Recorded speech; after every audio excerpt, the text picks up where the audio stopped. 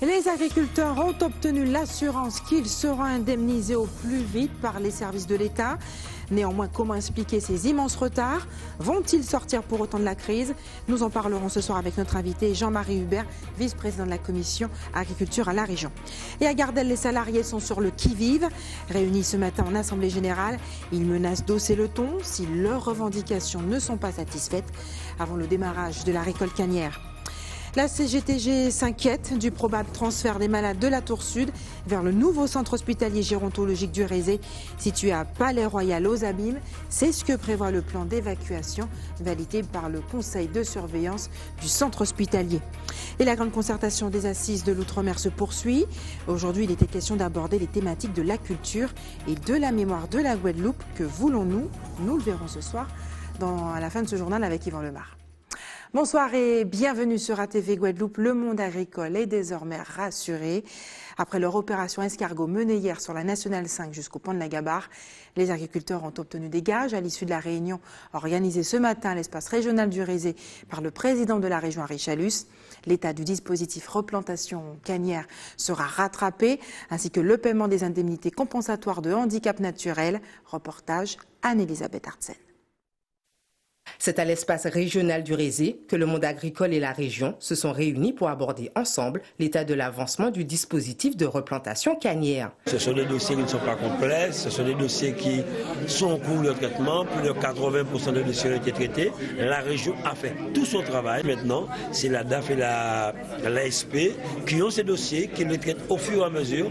Il y a des pièces manquantes. Alors, ce que j'ai voulu aujourd'hui, c'est que le directeur de la DAF et les présidents de SICA puissent se rencontrer, essayer de traiter les dossiers cas par cas, partout. Le plus souvent, vous demandez une pièce à un agriculteur qui ne le produit pas en temps et en heure, et nous avons des délais pour pouvoir payer ces aides à la replantation. À l'origine de la mobilisation d'une partie de la profession, les indemnités compensatoires de handicap naturel ont elles aussi été abordées lors de cette réunion, une avancée significative pour le président de la coordination rurale. C'est ce qu'on attendait. On attendait parce que c'est dommage d'arriver jusque-là pour quelque chose qui est assez simple de pouvoir résoudre. Donc aujourd'hui, tout le monde a mis à plat. On a mis à plat les difficultés que nous rencontrons sur le terrain. Au point de vue administratif, il y a des dossiers qui disent qu'ils vont être payés parce qu'ils ont accéléré, ils ont renforcé une deuxième équipe pour pouvoir débloquer la situation. Et ils nous ont donné, d'ici fin février et fin mars, les choses vont commencer à être en paiement. Même l'ASP va mettre en place une équipe pour pouvoir récupérer les retards que les planteurs suivent en ce moment. Comme on nous a dit, la date butoir c'est au mois de juin. Et c'est pour ça, moi, je réexplique encore que nous, l'intersyndicale, on n'a pas fait grève parce qu'on avait déjà rencontré la semaine dernière le représentant de l'État, on a rencontré le préfet, on a rencontré le président de la commission agricole de la région qui nous avait donné toutes les instructions. C'est pour ça que nous, l'intersyndicale, on n'a pas bloqué hier le pont de la Gabarre. Mais c'est pas pour ça, comme j'explique, qu'on n'est pas concerné. Ces fonds, en provenance de l'Europe, sont préalablement contrôlés par l'institution européenne et nécessitent donc un délai particulier pour leur mise à disposition effective sur le compte bancaire des planteurs concernés. Des retards de paiement de plus de 4 ans. Cette affaire qui a indigné les agriculteurs a aussi interpellé bon nombre de Guadeloupéens. On écoute d'ailleurs les quelques réactions recueillies aujourd'hui par Anne-Elisabeth Artsen et Moïse Dexter. Je comprends tout à fait leur mobilisation et ma foi, quand il y a des revendications, quand on n'entend pas, des fois il faut frapper du poing. Et à chacun de frapper du poing et pour se faire entendre, s'il faut cela pour se faire entendre dans le pays. Je dis bien entre parenthèses, mais enfin... Non, je comprends tout à fait leur mécontentement et je comprends le mécontentement de tout le monde face à cette situation et face à ce courant social qu'il y a en ce moment chez nous. Tout à fait. C'est un droit. Mais bon, par contre, bloquer, il fallait bien faire un mouvement, pour se faire entendre. C'est leur gagne-pain, en fait. Donc, ils ont le droit d'avoir leur argent, en fait, comme dû. Ah oui, quand on se mobilise, bien sûr. Bien sûr. S'il y a quelque chose qui ne va pas, Il faut qu'on se fasse entendre. Et en général, c'est mieux quand on est nombreux. C'est leur dû, ils ont des enfants, ce sont des pères de famille et des mères de famille qui travaillent au lieu d'aller voler et de donner une éducation à leurs enfants, au lieu de les envoyer voler aussi. Donc ils préfèrent de travailler. Donc ils ne volent pas, on doit les payer. Et 2014, ça fait 4 ans, donc on peut comprendre que certains soient acculés. Voilà. Après j'ai pas les tenants et les aboutissants, mais 4 ans, ça fait beaucoup pour attendre une subvention. Ça peut se comprendre. Oui, tout à fait. On comprend ce genre de mobilisation, puisque c'est récurrent malheureusement. Donc il faut toujours aller à la pêche de choses auxquelles on a droit. C'est malheureux, mais c'est la France, c'est comme ça. Je dirais même pas la Guadeloupe, je dis c'est la France. Et le vice-président de la commission agriculture, pêche et développement rural de la région Guadeloupe nous a rejoint sur ce plateau. Jean-Marie Hubert, bonsoir. Bonsoir. Merci d'avoir accepté notre invitation. Des demandes de dossiers, des demandes d'aide restées sur des bureaux comme ça depuis 2014. Comment l'explique-t-on? Je m'inscris en faux contre ces dires, puisque le problème de l'aide à la replantation a été prise à bras-le-corps par la collectivité régionale dès notre arrivée aux affaires en 2016. Entre février et mars 2016, nous avons traité en région l'intégralité des dossiers d'aide à la replantation 2014. D'ailleurs, cela avait fait l'objet de thèmes de campagne, si bien que nous avons véritablement est-ce que ça traité pêche alors, Jean-Marie Hubert, entre 2014 et 2016, mais 2018 toujours pas payé? Alors, en 2016, lorsque nous sommes arrivés aux affaires, nous avons traité ces dossiers et en 2016, nous avons versé aux agriculteurs 2 842 000 € relatifs aux aides à la replantation. Il se trouve qu'un certain nombre de dossiers posaient problème. Il y avait des dossiers incomplets et des dossiers où des incompatibilités se sont avérées. Et dans ce cadre-là, il fallait retravailler ces dossiers avec l'ensemble des SICA-Canières qui représentent les différents bassins, l'UDECAG, SICAGRA, SICADEG et SICAMAG. Nous avons organisé déjà plusieurs réunions avec ces acteurs, mais en partenariat avec la DAF et avec l'ASP, de manière à lisser l'ensemble des problèmes qui se faisaient jour. Et la dernière réunion en date, elle est du 18 décembre 2017. Et suite à cette réunion, nous avons élaboré un calendrier définitif de paiement, puisqu'il s'agissait pour nous que l'ensemble des dossiers soient traités en mai 2017. Nous avons accordé une rallonge et nous nous sommes dit que pour l'exercice 2014, nous accordons au SICA Relais pour qu'il fasse la complétude des dossiers jusqu'au fin février 2018. Passé ce délai, tous les dossiers seront déprogrammés, puisqu'il y a des dossiers où il manque des pièces. Il n'est pas normal que les agriculteurs ne portent pas au SICA concernés les éléments manquants pour favoriser la prise en compte de leurs dossiers. Et puis par ailleurs, il y avait aussi un certain nombre de dossiers pour lesquels les agriculteurs avaient formulé leur demande d'aide à la replantation, mais ils ne sont plus agriculteurs. Par conséquent, c'est incompatible puisque le règlement peut-être abandonné aussi en cours de route. Non, le règlement précise que lorsque vous bénéficiez de l'aide à la replantation, vous devez rester en activité pendant 4 ans. Voilà un peu les éléments. Et nous avons poursuivi notre bonhomme de chemin, puisqu'il s'agissait de 2014, et nous avons continué à travailler pour la replantation 2015. Alors ça, c'est pour l'aide à la replantation, mais les mêmes faits produisent les mêmes effets pour ce qui concerne l'ICHN. L'ICHN, c'est l'indemnité compensatrice du handicap naturel. Eh bien, pour l'ICHN, 2015 et 2016 ont été réglés intégralement.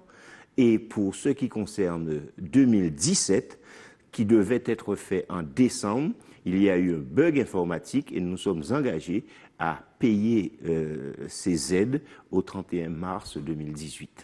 Jean-Marie Hubert, depuis la colonisation, nous avons 2 cultures essentiellement d'exportation, la banane et la canne. Au total, toutes les filières agricoles ont consommé 148 millions d'euros de subventions en 2015. Est-ce qu'un jour, la Guadeloupe sortira de ce schéma pour arriver à un autre qui permet de nourrir la population?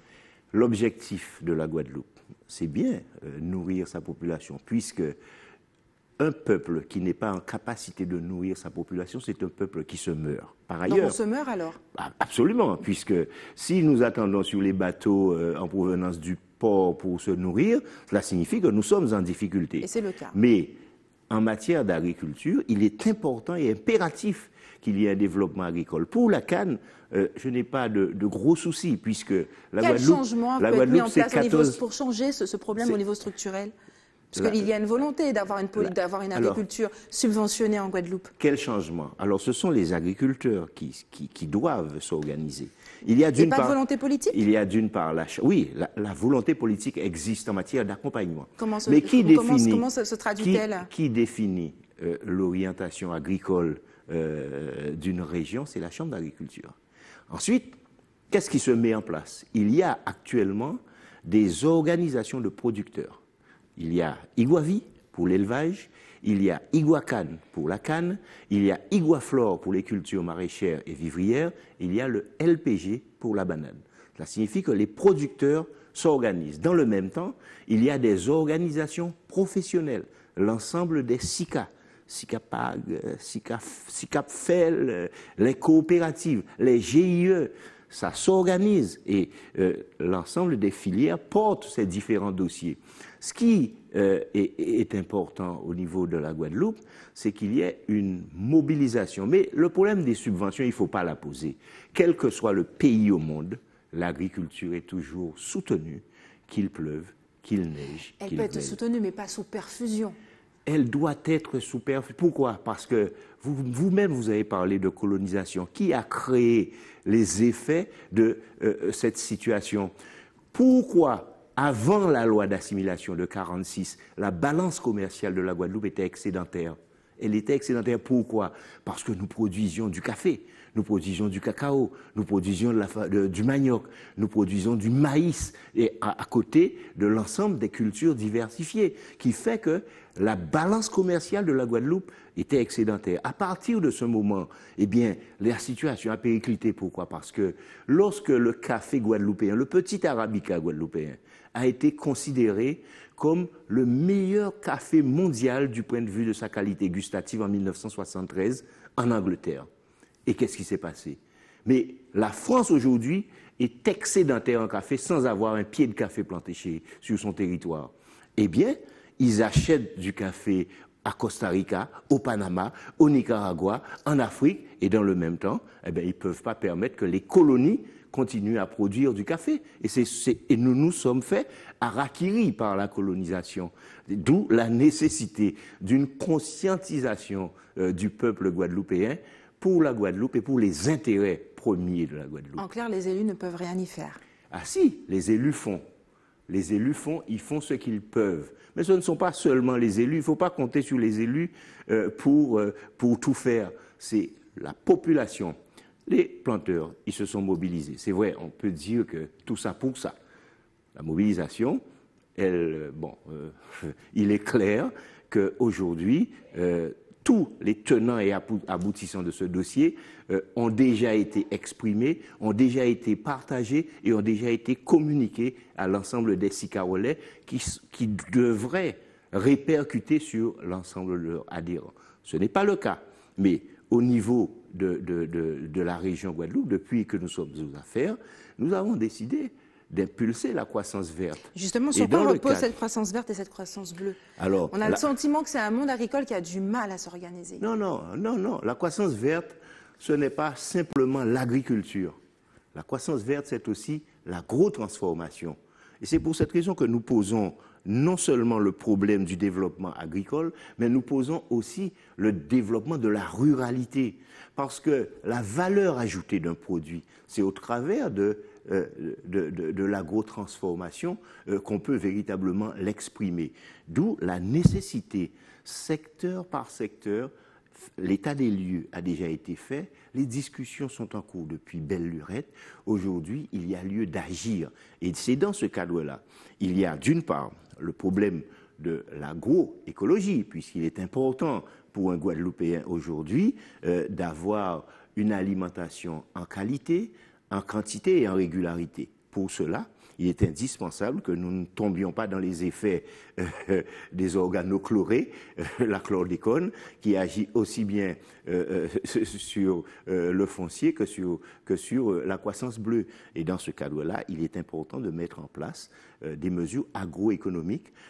Il est important aussi d'avoir à ce niveau un dispositif éco-phyto permettant de diminuer au maximum les pesticides, parce que ce à quoi nous assistons aujourd'hui, c'est qu'il n'y a plus d'abeilles, il n'y a plus de guêpes, alors que le miel de la Guadeloupe est un miel de qualité, ce qui signifie que les pesticides font interférence sur l'ensemble de ces éléments. Alors, il y a lieu de les prendre en compte. Dans le même temps, au niveau de l'élevage, il faut que nous puissions... la Socopor, à l'époque, nous étions en autosuffisance alimentaire au niveau de la viande de porc. Aujourd'hui, nous sommes à 30%.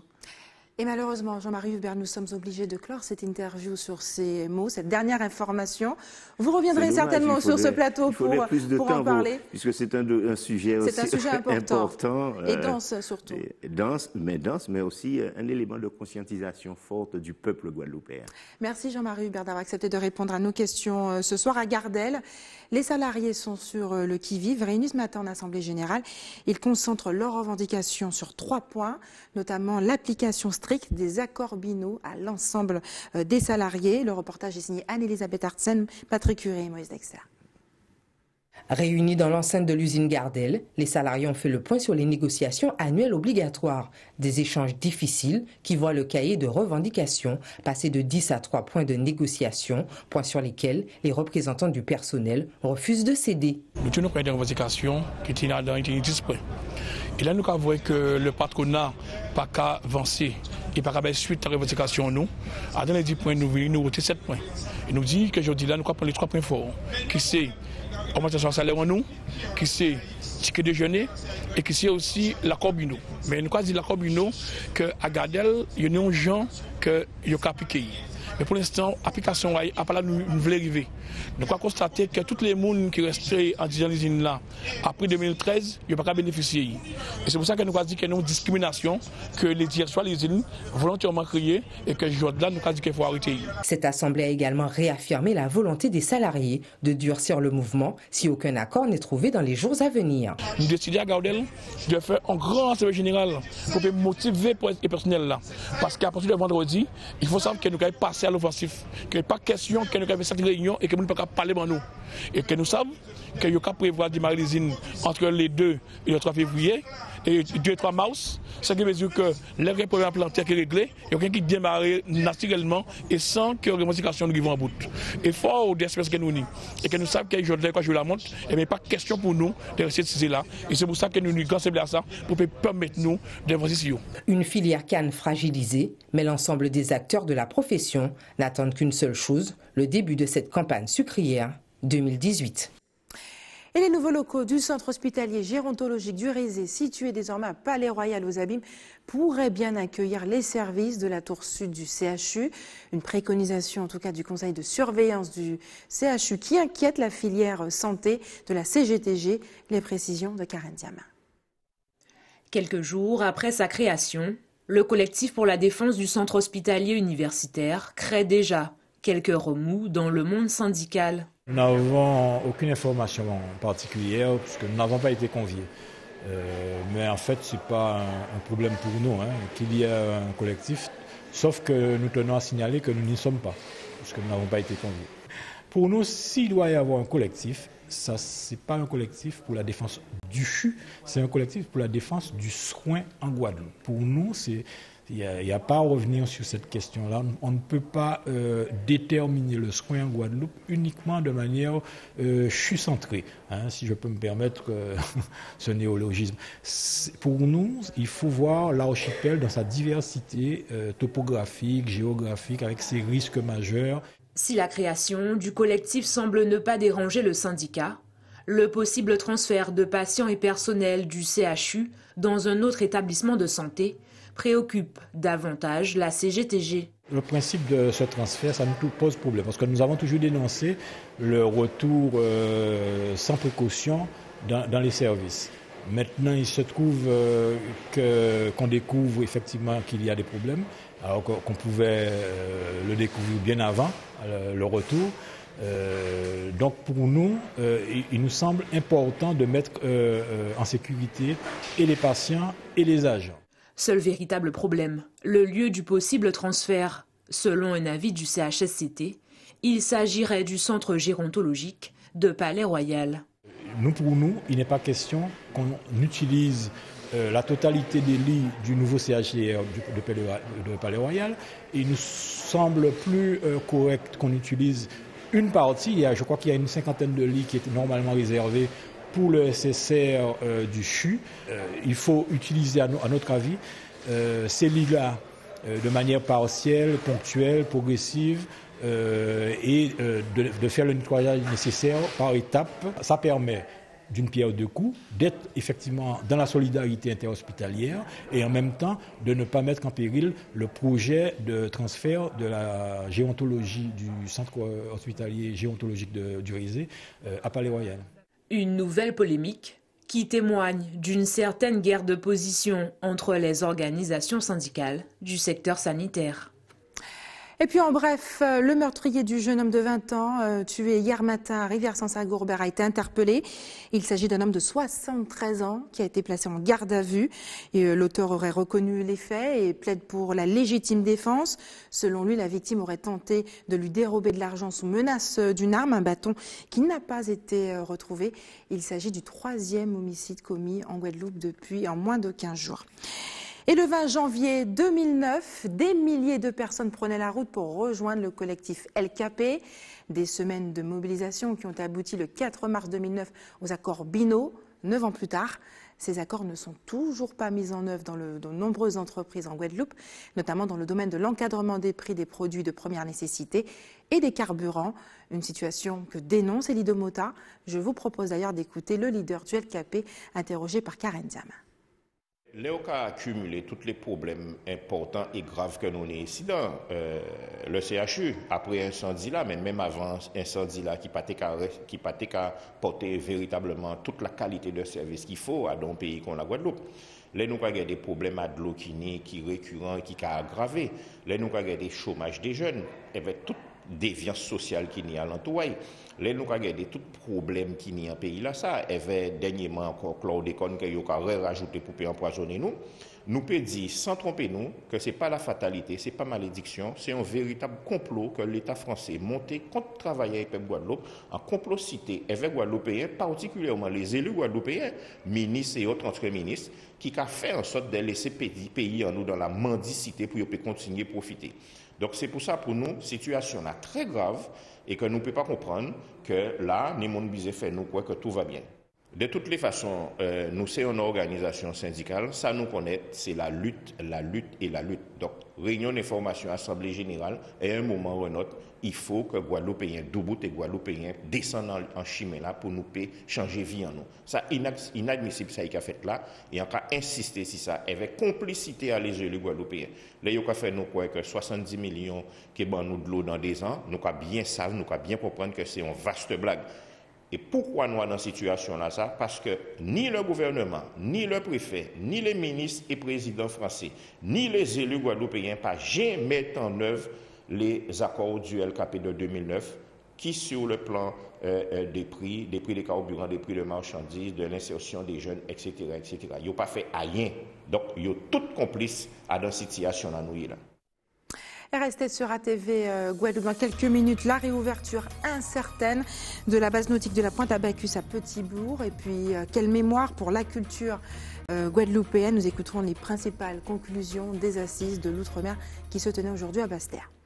Depuis 2 mois, la base nautique de Pointe-à-Bacchus à Petit-Bourg est en travaux. Souvenez-vous, ce chantier avait été tout simplement abandonné suite à l'affrontement qu'il y avait entre Jocelyn Sapetit et son prédécesseur Guy Losbar à la tête de la communauté d'agglomération du Nord Basse-Terre. Malgré la reprise, la rouverture du site demeure incertaine. Les explications d'Yvan Lemar. La base nautique de Pointe-à-Bacchus de Petit-Bourg devait être livrée en 2014, un projet mené par la communauté d'agglomération du Nord-Basse-Terre avec Guy Losbar, le président de l'époque. Mais à l'arrivée du nouveau président, Jocelyn Sapotille, l'ensemble des travaux intercommunaux ont été suspendus. Selon le maire de Petit-Bourg, une décision politique regrettable. À l'époque, ce qui a été évoqué, c'est la situation financière globale de la CNBT. Mais ce que je dis, c'est que sur ce projet en particulier, il restait moins de 180 000 euros qui pouvaient terminer, puisque avec l'aménageur, on sait très bien que quand il y a des mandats financiers, qu'il y a des possibilités pour que le solde des travaux puisse se faire sans altérer la situation financière. Et ce qu'on constate aujourd'hui, c'est que le fait d'avoir bloqué le chantier pendant 2 ans va coûter pratiquement le double des travaux qui restaient à finir. Pour le président de la CANBT, la décision d'arrêter ces travaux s'imposait. Ça n'a rien de politique, c'est tout simplement comptable et financier et juridique. 3 aspects, un aspect comptable, un aspect financier et un aspect juridique en termes de marché public. J'ai payé pour ça des avocats, j'ai payé pour ça des experts, je me suis fait accompagner de façon à trouver les voies et les moyens pour pouvoir analyser les marchés, pour pouvoir analyser la comptabilité de la CANBT, de façon à se donner les moyens pour pouvoir poursuivre tous les chantiers, je dis bien tous les chantiers qui avaient été commencés avant mon arrivée et qui n'étaient pas financés. Une délibération du conseil régional doit être votée prochainement pour octroyer une subvention de 400 000 euros à la CANBT. Pour Jocelyn Sapotille, cette somme permettra de finir les travaux de la base nautique de Petit-Bourg et de Sainte-Rose, mais le financement de ce projet reste problématique. Il reste 180 000 euros de travaux à faire par l'entreprise. Mais il ne reste pas 180 000 euros à payer. Ce n'est pas la même chose. Il peut rester 180 000 euros de travaux à faire, mais on doit plus de 180 000 euros. Nous sommes autour du million d'euros à payer. Ça n'a rien à voir. C'est 2 choses totalement différentes. C'est pour ça que je dis qu'il y a un aspect comptable des choses et un aspect juridique des choses. Et c'est là où ça pose problème. C'est que des entreprises se sont engagées dans des travaux alors que le budget n'était pas là. Et c'est pour cela qu'aujourd'hui, nous avons des interrogations venant du contrôle de légalité de la préfecture, qui nous interroge sur les ordres qui ont été donnés aux entreprises par rapport aux marchés initiaux. Une enquête du contrôle de légalité est toujours en cours. Si les réponses fournies par la CANBT sont satisfaisantes, la base nautique de Petit-Bourg devrait être livrée entre juin et juillet 2018. Dans le cas contraire, les travaux seront arrêtés de nouveau. Et la grande concertation des assises de l'outre-mer se poursuit en Guadeloupe. Aujourd'hui, il était question d'aborder les thématiques de la culture et de la mémoire. Que voulons-nous pour demain? Réponse avec Yvan Lemar. Pour ce thème culture et mémoire, 3 ateliers étaient proposés. La mémoire du paysage, les mémoires immatérielles et quelle mise en valeur. Aujourd'hui, nous avons traité le 13e thème qui était la culture et la mémoire de Guadeloupe. Il en reste 5 autres, dont le dernier atelier qui se tiendra à Marie-Galante. Toutes les informations relatives à ces assises sont disponibles sur le site de la préfecture où on invite le plus grand nombre à s'inscrire, à consulter et à s'inscrire pour participer à ces ateliers et permettre véritablement à ces ateliers d'être une tribune de parole du plus grand nombre parce que tout le monde a son mot à dire sur les différentes thématiques qui sont abordées dans le cadre de ces assises. Durant cette matinée, une quarantaine de participants venant de structures institutionnelles et associatives ont pu échanger et certaines perspectives ont pu émerger. La question du patrimoine immatériel a soulevé celle de la question de l'inventaire. Comment faire en sorte que tout ce qui concerne le patrimoine immatériel, la danse, le conte, le créole, puisse faire l'objet d'une étude spécifique et comment ce patrimoine immatériel peut et doit être transmis pour créer du lien social et du lien intergénérationnel. Et c'est toute la difficulté de la question. et des pistes ont été proposées au cours de ces assises et qui vont faire l'objet de la synthèse. La direction des affaires culturelles de Guadeloupe et Île du Nord fera une synthèse de ces travaux d'ici une semaine. Ce document sera transmis au secrétariat général des affaires régionales de la préfecture pour une synthèse des assises des Outre-mer prévues le 20 avril. Et c'est l'heure des informations pratiques. Maintenant, faites des réserves d'eau. Si vous habitez à Capesterre-Belle-Eau, Les Saintes et dans le centre-ville de la ville des Abîmes, les coupures sont prévues chez vous dès 20 h demain soir avec un retour à la normale prévu le lendemain à 6 h du matin. L'équipe de l'établissement français du sang vous donne rendez-vous demain au centre commercial de Destrel à Bemao de 13 h à 17 h 30. Et enfin, si vous avez des informations à nous communiquer, n'hésitez pas à nous appeler au 71 2 fois. Voilà, c'est la fin de notre édition locale et régionale. Avant de se quitter, je vous rappelle les principaux titres de ce mardi 20 février. Nous l'avons vu ce soir, le satisfecit des agriculteurs. Ils ont obtenu l'assurance qu'ils seront indemnisés d'ici le mois de juin par les services de l'État. Jean-Marie Hubert, le vice-président de la commission Agriculture, Pêche et Développement Rural était notre invité ce soir pour en parler. Et Pierre Gardel, les salariés sont sur le qui-vive. Ils étaient réunis ce matin en Assemblée Générale et ils menacent d'hausser le ton si leurs revendications ne sont pas satisfaites avant le démarrage de la récolte cannière, notamment l'application stricte des accords binaux. Et la CGTG s'inquiète du probable transfert des malades de la Tour Sud vers le nouveau centre hospitalier gérontologique du Rézé situé à Palais-Royal aux Abîmes. C'est ce que prévoit en tout cas le plan d'évacuation validé par le Conseil de surveillance du CHU. Et la grande concertation des assises de l'Outre-mer se poursuit. Aujourd'hui avaient lieu des ateliers qui abordaient les thématiques de la culture et de la mémoire de Guadeloupe. Merci d'avoir choisi ATV Guadeloupe. Vous êtes de plus en plus nombreux à nous suivre sur Internet, sur les réseaux sociaux. Merci, on se retrouve demain à 18 h 47.